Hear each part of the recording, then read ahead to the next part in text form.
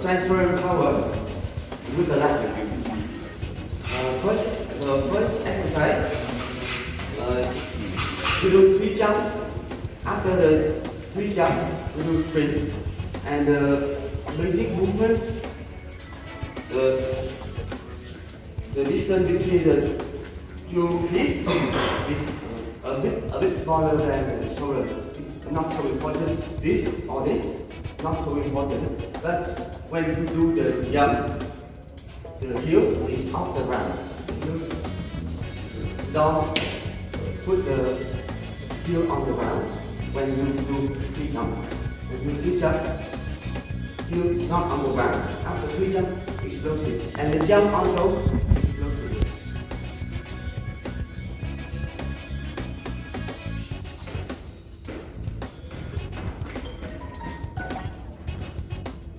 Please stand up and go.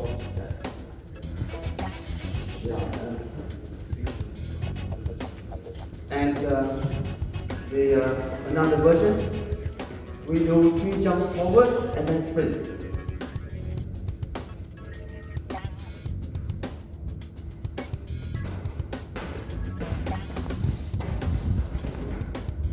Okay guys, what is important when we do transfer? Like when we do basic, it's important that when we are rested, we go to failure. So we do 6 repetitions, and number 6 is the last one. We cannot do number 7. That's the load and the principles of basic. What are the principles here? The principles, the exercise is short time, Yes. 2 seconds, Yes. or even less than 2 seconds, and recovery time more than 10 times the work. I think like this training I can make it in the field. I use the gym so I can make another thing for it. Can I start again? Yes, but there are other stuff that we can do. So this is like when we're dealing with transfers and football power, there is obviously an overlap between these things. There is an overlap. But what are the principles is that it's movements of randomness of football. Okay? And it's being performed at maximum speed or near maximum speed compared to basic strength training where the speed is not important, the load is important, resistance is important. Okay? So always start by explaining the principles. Let's see some more. Yeah. We can do side lateral jump after we do sprint. Side lateral jump is good for transition and it's good for change of direction. So we do here, lift, lift, so it's good for change of direction, for transition, and it's good for power.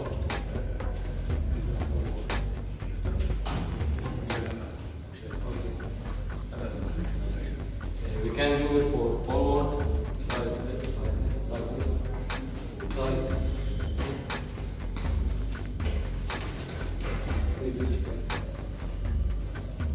Okay, what else is important? Because when we do the exercises before, I said, why didn't you do anything for the calves? Where are the exercises for the hamstrings? The same things goes for here. How can we, because what we are seeing now is very much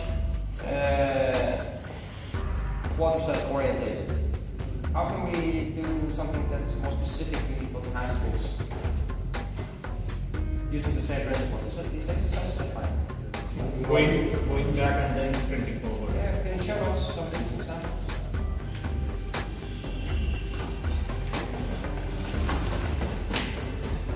Yes, you can do that like that. You can also do it. We can do this way. Yes. No, but that the idea of going back is fine. Yeah. Good. Can I Yes. do strength? Yes. You can do strength a little work.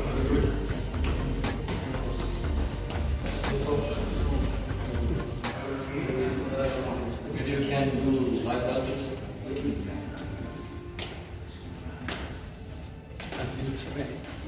Yes. You can. And you can also do the other one that we saw before, one a little to the side. which makes it more relevant. So that you go front, you go back and you have a cone here, and you go front, and you go back to the other side. So those types of exercises are also relevant. What about the adductors? We didn't see anything for that. The adductors. Yes? We just compare. Exercise.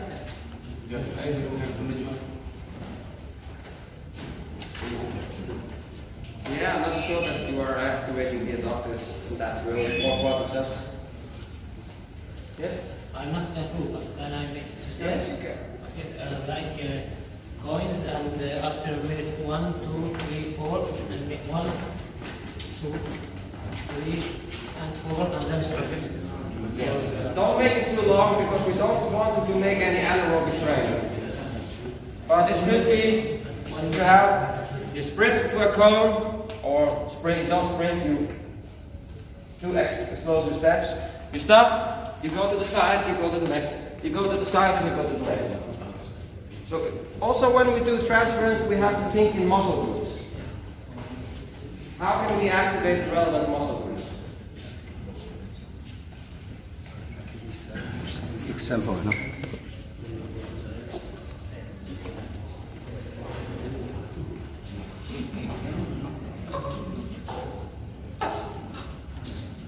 Maximum is 2 meters.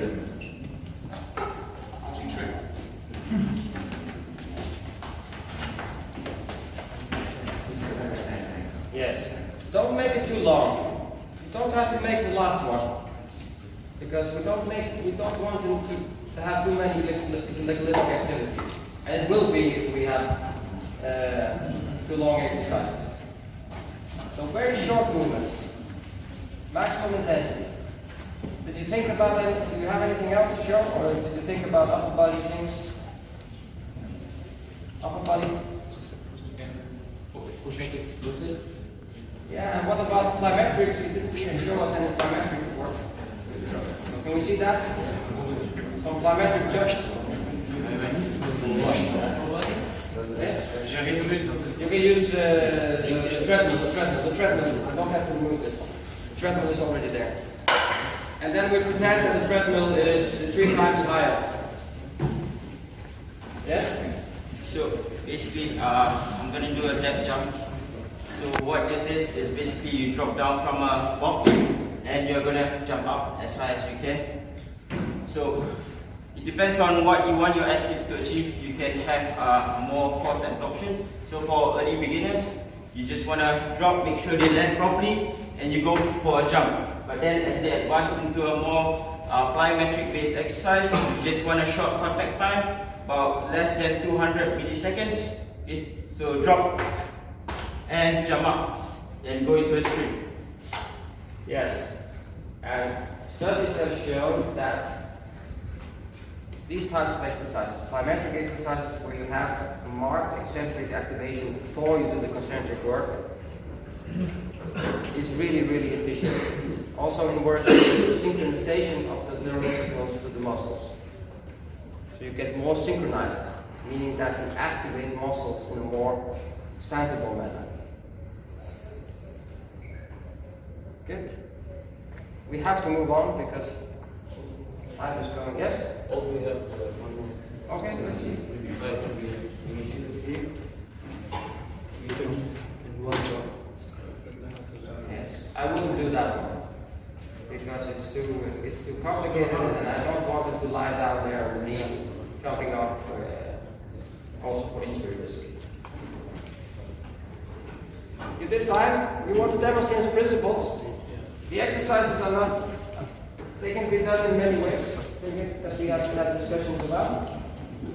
The principles are, we are religious about the principles. We are religious about the principles, but we can apply in many different ways. Okay? We don't discuss the principles, because we know, the basic, we have to train with high resistance. We want to train with exercises where we include multiple joints. We want to do exercises with relevant muscle groups here that have relevancy to activities in football We want to make them short, we want to do them at maximum speed or near maximum speed, and we want to have high eccentric component. Plyometrics, going back and forth, going to the side, changing direction. Okay? Good number 4. Now, Hello! Hello ulit sa mga coaches natin dyan. So yung pinanood natin na video kanina ay training seminar sa Malaysia. Ako mismo yung kumuha doon together with the other coaches.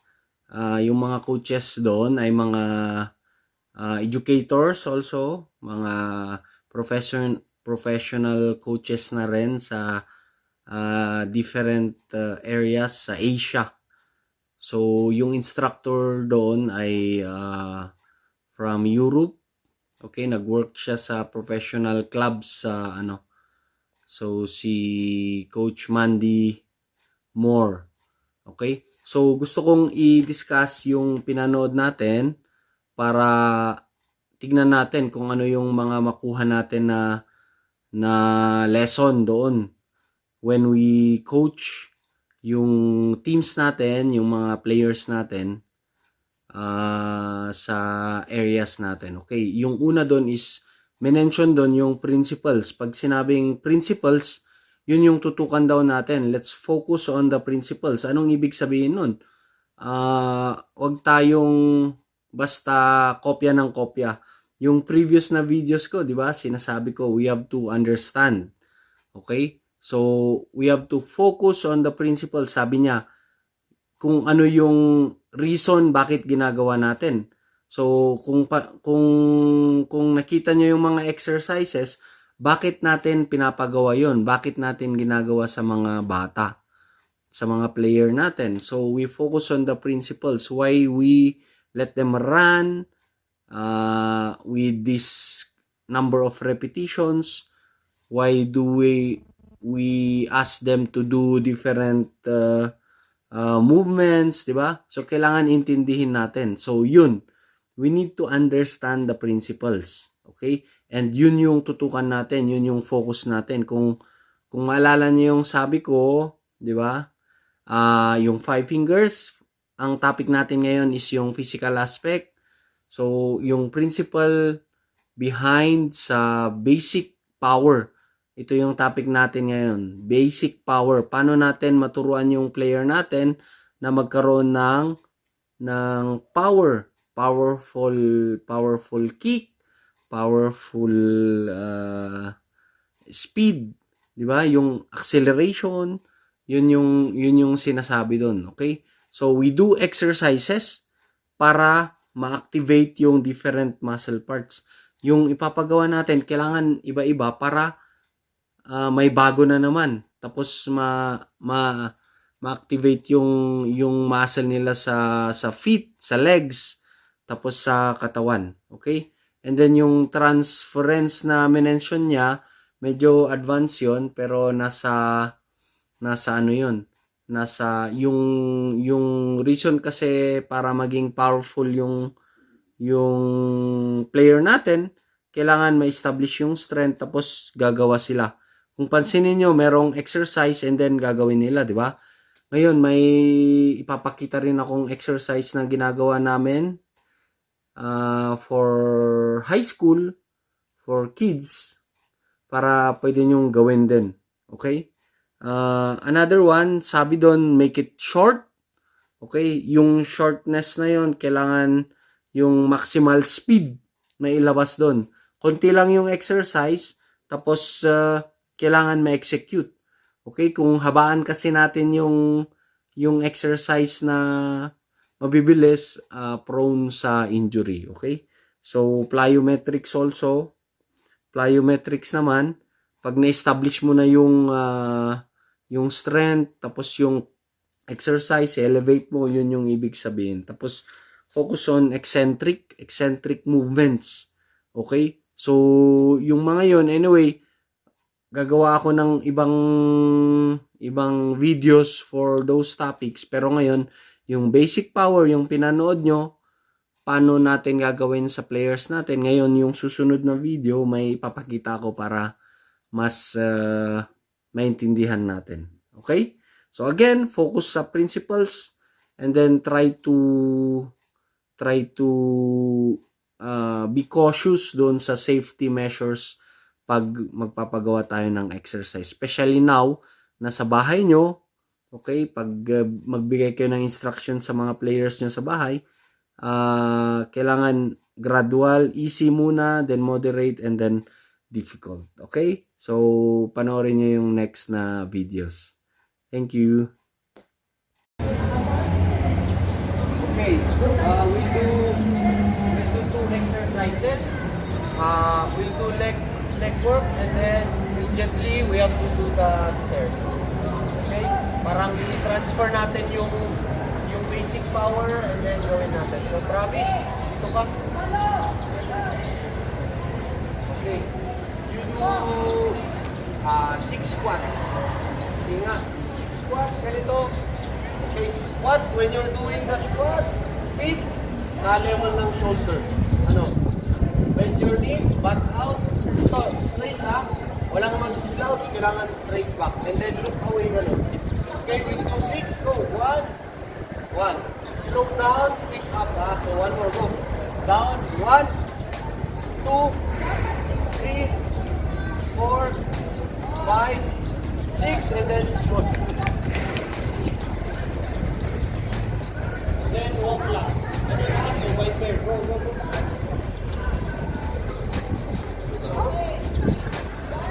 Sige, white bear. Ang mag-clap, yung next dito, mag-clap. White bear.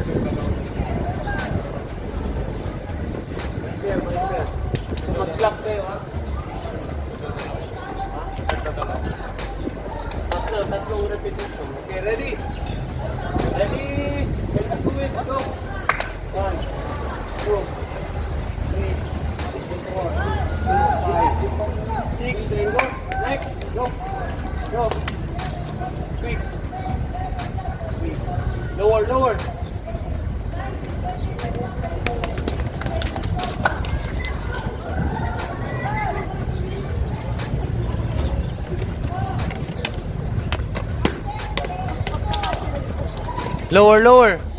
Distance. Atras pa kayo.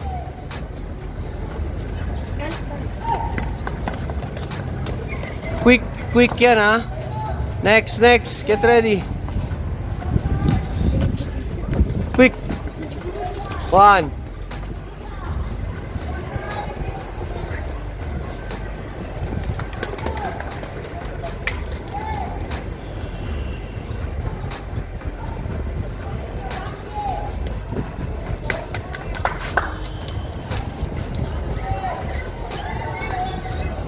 Yung tuhod, hindi lalampas sa toes. Butt out. Spread your legs. Spread. Tama kayo. Wala kayo sa ABS-CBN pag nilabas to.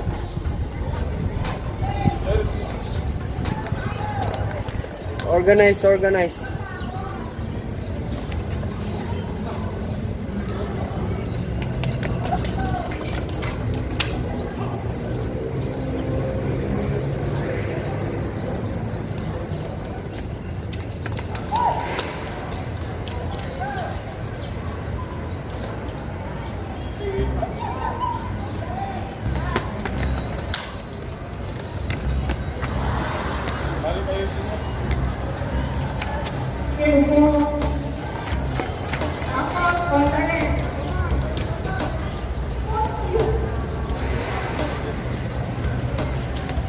Hold.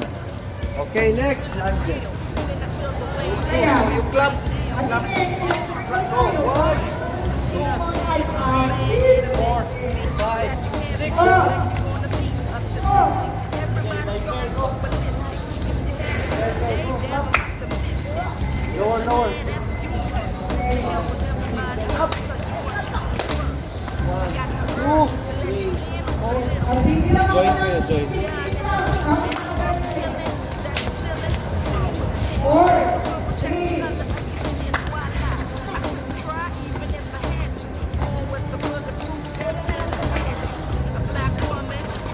Lower, lower. Quick.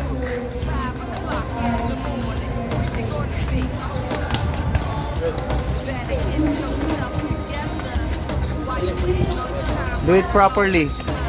Deep, deep. 6, then go up. Quick yan. Quick, quick. Kailangan mabilis yung ano, ah. Up, do not stamp.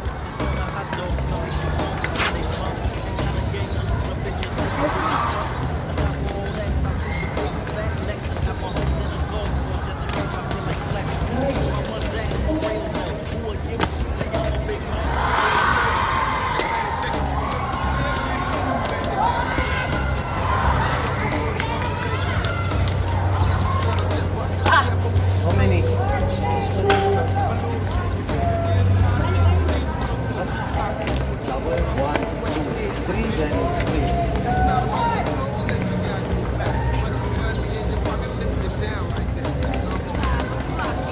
Wait, hold. Okay, this time, you squat, then jump. 1, 2, 3, then straight. Jump as high as you can. Drop, do. 1, 2, 3, then up. Quick, quick, quick. Double step na tayo. 2, 3, quick. Double. Hop, hop, hop, hop. 2, 3, then go.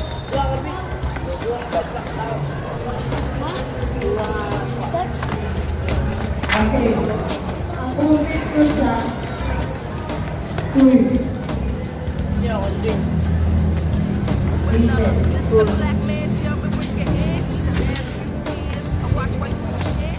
Pounds and pounds of growth on the population. We won't be able to have a strong black nation. I shoot the kids, I stab, but they won't really stop. Cause we get down from a dose of the crack rock. I'm just a Nubian queen that can't stand strong and trying to press on. It's not a white man single over the end. Project drive-bys call each other nigga. I'm not here to go to a fellowship mode. That young black mom that won't miss a promo. Cause I'm smoking and smoking on the way. And down with the friends, cause you think you're making hits, but you're not. And that's the truth of the matter. Your brother gets skinny cause you want your pocket fat. 5 o'clock in the morning. Start. Sprint. Next.